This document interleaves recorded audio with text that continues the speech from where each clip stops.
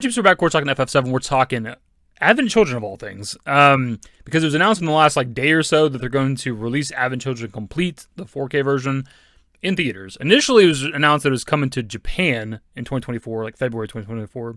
After this was announced, people were kind of looking around and found out that you should be able to watch this in the US as well, because there's listings for it on Fandango and also AMC theaters. This by itself just has the community talking for several different reasons. Initially, it's just because, I don't know if Advent Children's ever been in theaters, but initially when it released, it was direct to DVD, of course. But people were also talking because of the discussion of how, obviously, the remake project is going to lead into Advent Children, and the fact that they're dropping this theatrically prior to the release of Rebirth, kind of adding fuel to that fire, I suppose. Before we continue the conversation of Advent Children and the re-release of that prior to the release of Rebirth and how that might affect certain things, whatever, we got to talk more about the actual showing itself. Now, I don't know if we have an exact release date. The Japanese showings are from February 9th, 2024 to February 21st, 2024. If you go over to the AMC theaters or the Fandango website, they specifically say February 21st. So I don't know if we're just getting a one-day showing here in the US. I'm not entirely sure on that. But the really interesting bit from all this is that when you look on the Fandango and AMC theaters site for this, or the page for this, the runtime for this is more than what Advent Children Complete is. The initial runtime of Advent Children Complete is 2 hours and 6 minutes. The original runtime of the OG Advent Children was 101 minutes, and then Advent Children Complete added 25, 26 minutes, whatever the math is on that. But if you go to these websites, it's showing that the runtime for Advent Children Complete in the theaters is 2 hours and 20 minutes.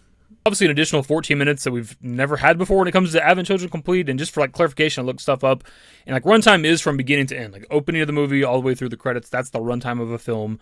And for further clarification with Advent Children Complete, I pulled it up on a random-ass shady website just to check some shit out. And that is the same runtime. And it's all the way through the credits. 2 hours, 6 minutes, whatever seconds. So unless both of these websites for some reason have the exact same wrong time, there appears to be an additional 14 minutes. Obvious question coming off of that, though, is what the hell is that 14 minutes? Because I don't know the full details of Advent Children Complete off the top of my head, but I assume it's either deleted scenes or the scenes they just didn't want to put in the original release of the whatever. So I assume there's not additional scenes for Advent Children they've never used before that they would just throw in the theatrical release, but maybe that's a thing. But the other obvious thing would be some sort of additional stuff because of the remake project, but what exactly would that be? I don't know. It really comes down to, for one, whether or not, the remake project is a sequel, which has been a long-standing theory for a while, a sequel to the compilation taking place after Dirge and Advent Children and stuff like that, or whether or not it really is just kind of a retelling of FF7 OG and there's not going to be new stuff, then I don't know, you could make scenes for Advent Children out of a lot of that. But the obvious thing coming out of this, though, if we're going to hop to the Rebirth-related stuff, to the remake project stuff, is that it very much spoils the remake project if they're just following OG FF7. For starters, the movie opens up recapping a lot of the big moments from FF7, but the ending, of course, too. You see our group fighting Sephiroth in the North Crater, but also the one-on-one fight with Cloud and Sephiroth, which you also see in a remake. But also it literally shows a clear side, not a fuzzy remake vision, a clear scene of Cloud putting Aerith in the goddamn water, the Forgotten Capital, Aerith's dead body, and also Meteor and stuff, right? Obviously, as you go through the movie itself, obviously Aerith isn't there. And we see flashes of Aerith in the live stream and Cloud talking to Zack and all those things, right? You're spoiled if these characters die or are dead.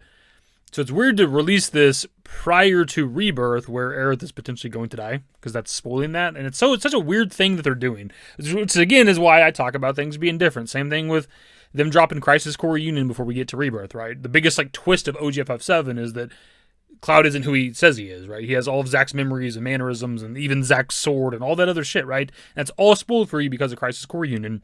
And now they're going to drop Advent Children Complete in theaters with some additional scenes, apparently, that's going to spoil that Aerith dies. So what the hell is going on? I don't know. It's kind of weird, too, just because the remake project is supposed to be for new and old players, but they're constantly almost going out of their way to spoil shit for people who might be trying to getting into FF7 for the first time with the remake project and stuff. It's because this is a limited thing, obviously the release of Advent Children in theaters, and I mean technically almost a once in a lifetime sort of thing, because how often is this ever going to be in theaters? I don't even know if it's ever been in theaters at all. So it's a lot of people are going to go to this if they can, if they get the opportunity to, and it's just I don't know. It's just weird. I personally think it's like a fair stance to just at least to be questioning whether or not things are going to be different. Whether or not Aerith, lives or dies, that obviously remains to be seen. And I'm like fairly fucking certain she's going to die. But it's like if you're going to like spoil that with the re-release of this movie, like to a wider audience, it's theatrically released type shit, right? But also with like the Zack being alive or dead type shit, but the re-release of Crisis Core, which spoils your biggest twist in your story.